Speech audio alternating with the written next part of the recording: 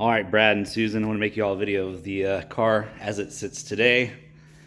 Here she is. You can see it cleaned up pretty nice. When I bought it, it was so dirty, it looked like a completely different car. And once I started posting pictures after I washed the crap out of it, everyone was like, "Oh shit, you got another one?" I was like, "No, it's the same one. I just cleaned it." I used CLR and Scotch-Brite, and most of the rust came off. But I'd like to do another round and then wax it real good, and finish the interior, and then kind of drive it as is. I'm cool with that. A lot of my buddies are paint and body guys, so we'll get it painted eventually. I mean, really, all the trim is good. I am missing the rocker trim on both sides. I don't know what happened to that. We couldn't find that in the garage or anywhere at the dude's property. But pretty much all there. I don't know if you can tell, but it sits real low in the back because this thing is full of parts. New, used, all kinds of crap. Weather stripping, spare 8 lug, another bucket seat, headliner, sail panels. Got brand new carpet down there. Looks like seat trim. There's a bunch of radios, a bunch of taillights, wipers. I mean, air cleaners, everything. Horn ring, another glove box, control arm bushings, and pretty much a whole setup to convert it to power steering. I'm not going to do that, but I do have all that crap. Deck lid's still really nice. Had a bunch of mud daubers. As you know, it came from oh man, I don't remember if it was Jersey Village or where it was, but you know, kind of north side of Houston. Yeah, a bunch of mud daubers. But yeah, the channel's still nice. I mean, really, it's a pretty decent car. It is missing the P, but I got that. The bumpers are nice. I haven't even tried to shine them up yet. But there's nothing better than the ass end of a 62 Grand Prix. A little bit of rust here. Got the short fin, 8 lugs. A little bit of rust there. We'll get to the interior. Did y'all prime this? I don't remember if, you could see some damage. I can't remember if it was primed in the pictures y'all sent, but obviously somebody's done some work to it. It's missing that. I do have that.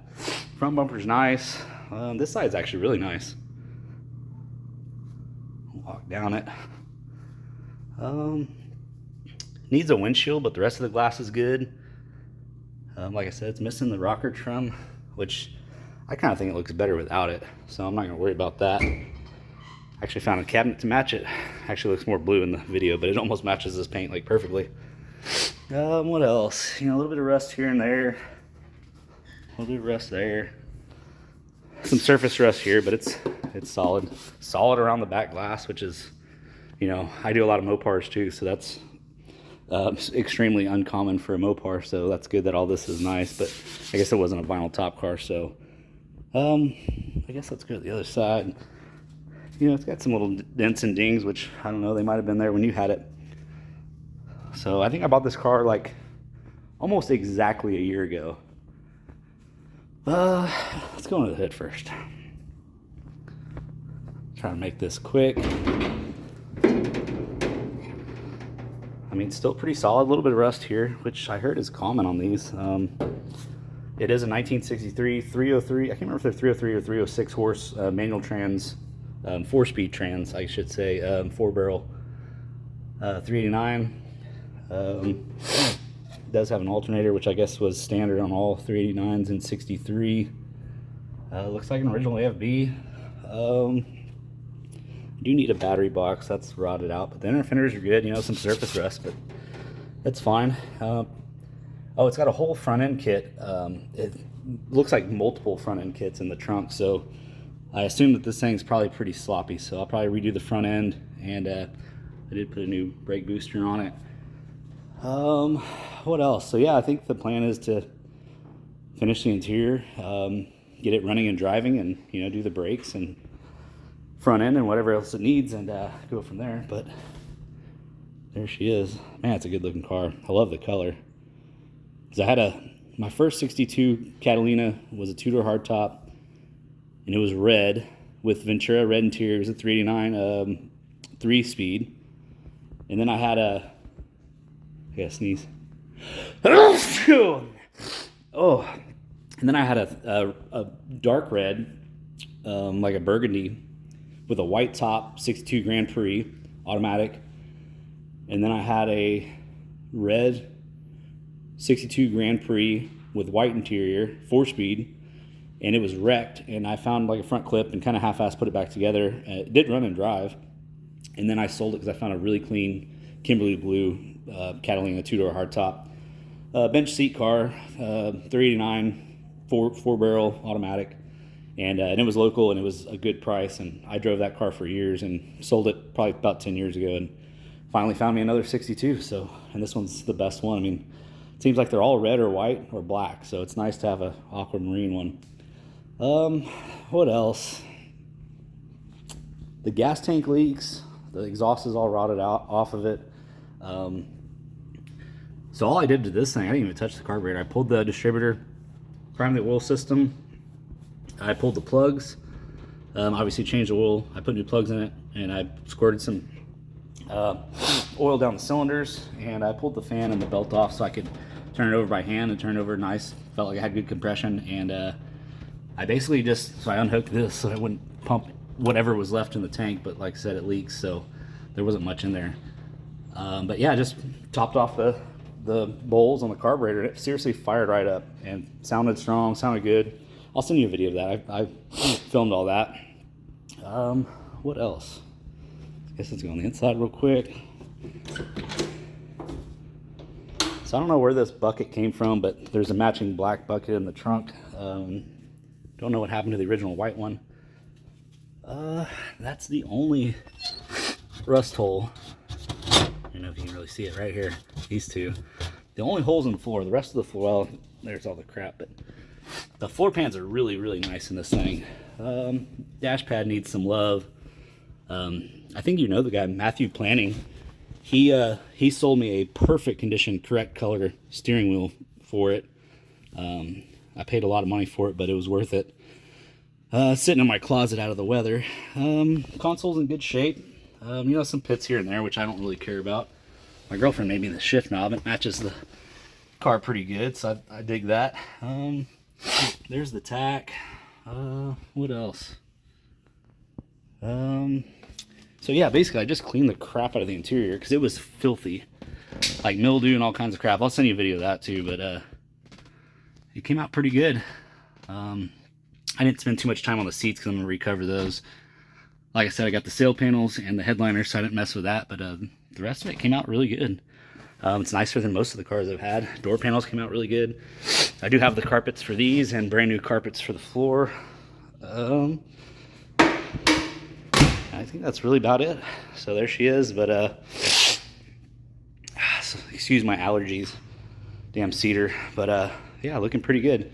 Good enough for me. So here's the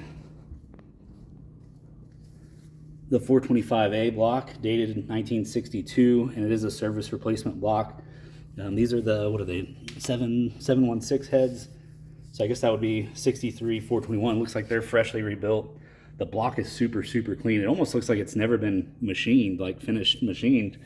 So I don't really know the story on that or where it came from, but these are date coded late 62, so it'd be 1963 model year. This would be correct for 1962, so that was a good score, whoever found that. And I don't know if you can see it, but it doesn't have, it doesn't have a crank in it. Just a bare block with, luckily it has the mains, but so I'm gonna get that machined out. This is my 1959 Star Chief motor that I have built in 2007 or so. And I actually let it was sitting actually right where this car is. And I was living in San Marcos going to college, and I didn't put any coolant in this thing, and it froze. And it cracked the intake, and it pushed all the freeze plugs out, and it actually cracked the valley of the block. So the block is probably junk. But all these internals, the pistons, rods, the whole rotating assembly should work on that engine. And I'm going to use, there's your heads right there. I'm going to use these heads, which came off my first 1962 Catalina, and I had them rebuilt. I can't remember the numbers, but they flowed like almost ram air I can't remember which ram air, but anyway, they flowed really good. Ported, polished, screw and studs, you know, the usual shit, bigger valves. So I think those heads, and they're 1962, so I don't remember what those are, 177. So those would be correct, I believe, for that, at least for a 62. So close enough for me. And obviously got a tri-power there. I think that's a 1963. And then I got this one, 1960. Sorry, that one's a 59. This one's 1960. And then that one I believe is 1965. And then 57, 58, Oldsmobile. And I got another 59 back there. I got, I don't know, 60, looks like a 64, 65, 64, 65. And I've got another, that black one I believe is 1962. So I'm gonna use that one. And I'll probably use whichever one the 1964 is. It has nice carbs on it. So they're not quite correct, but they're close enough because I'm not spending that much money on, you know, date coded crap, and nobody even knows how to date code anything, or you can't really see the difference, so who cares? So anyway, that's the plan with this thing. So it'll go back to, I'm not gonna change anything on it. The only thing I think I'm gonna change is I'm gonna paint the drums and get rid of the trim rings and paint the wheels black. So it kind of looks like a dog dish, leave this silver and the rest black. That's the only thing I'm gonna change on the car. So everything else will be pretty much original. Man, it's just a good looking car. So that's the story with that thing. And so the story with the 65 wagon that I got your heads for. So this is a 1967 or 68 400. We built this for my buddy's girlfriend's Firebird, 68 Firebird. I mean, I don't know, 15 years ago, we'll say. And, you know, can't find the paperwork. I don't even remember what cam's in it, but she had a 350 Pontiac in it, and it was just a smog area, worn the fuck out. I think it had a 2-speed automatic in it, and it was just a dog. But she didn't really care, but the trans took a crap. We put a used Turbo 350 in it. It took a crap. So she's like, well, let's just get the motor trans built. So we did that. But we couldn't find a long block, so we bought a short block 400, and we didn't ever put any heads, and she didn't really care. She didn't want to spend that much money on it, so we just put the small heads on it. So I bore scoped this, and it has super low compression pistons. And with these heads, we kind of figured it's going to be about, you know, I don't know, 8 or 8.5 to 1. And I want more than that. You know, I want, you know, 9.5 to 1. So I think your heads on this block should be perfect. But this thing's never been ran. It's never been broken in, nothing. So I'm going to repaint it the correct color, obviously, and throw it in my wagon with probably that tri-power. Because I believe that's a 1965 tri-power. So that'd be cool, kind of correct shit. I'm not super big on, you know, a stickler on super correct, you know, crap, but if you've got it, use it. You know, I think that's cool. So I'll show you the wagon real quick, and we'll call it a video. My 65 Catalina. It looks a lot better on video. It's got rust, and the paint's really not very good job, and all the clear coat's coming off. But runs really good. 326 automatic. It's got a turbo 400 in it. Interior's halfway decent. Obviously it's been repainted, but it's an AC car. Actually, it's pretty loaded. Power windows, power seat, power steering, power brakes, AC, power rear window. It is a 9-passenger. I don't know if you can see in there. But it's about time for some interior work, and obviously it's been hit in the ass end. Got a bunch of filler here. It's missing the trim here, but it's a great driver. It runs and drives great. Brakes work good. The steering's great. So I never really messed with it. I just drive it. Like I said, it's got some rust here and there, but it definitely needs a 4-speed and a 400. If I had a 389, I'd throw a 389 in, but I don't have another 65 and up 389. But I did score this 1965 Longtail Muncie, which would be correct for the wagon. So I'm gonna throw that in there, and I wanted to throw this 455 in it, but we kind of roughly ran the numbers with those heads. I think there's 62 heads. I can't remember. Excuse me. And It's got flat top pistons in it, and I bought that and this other 400 down there. They both look freshly rebuilt. Apparently they both ran hot. I bought them from a classic car dealership, and I think they pulled them to put LS's in them or some crap, but they couldn't keep them cool. I'm like, well, this one appears to be, you know, probably at least 11-to-1 compression, and that one, are those flat tops too? I can't tell. That 400, I don't know what happened to the heads, but it had oval or round port heads, and I don't know what happened to those, but I did score both those engines and 2 tri-powers and another set of carbs and all kinds of crap for like $700. So, but that's just too much motor for the wagon, so we're gonna build that 400 right there instead.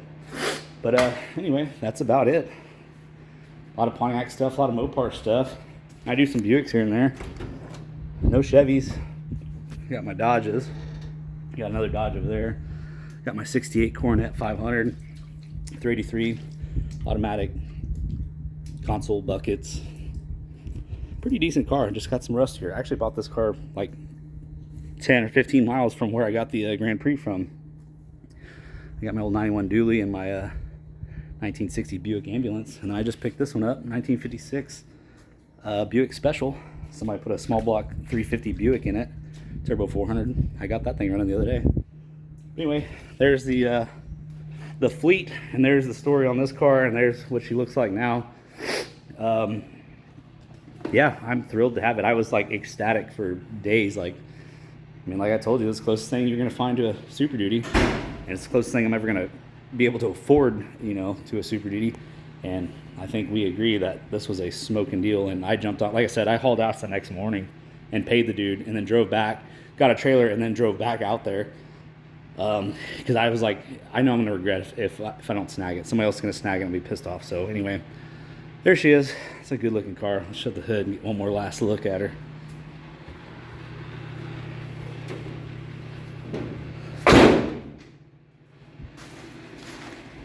Man, what a car. Again, excuse the allergies. Cedar's got me dying over here. But yeah, there she is. All right, Brad and Susan, I appreciate everything you all have done, and I'd like to come see y'all again, and we'll talk when I got more time. Alrighty, well, I'll see y'all.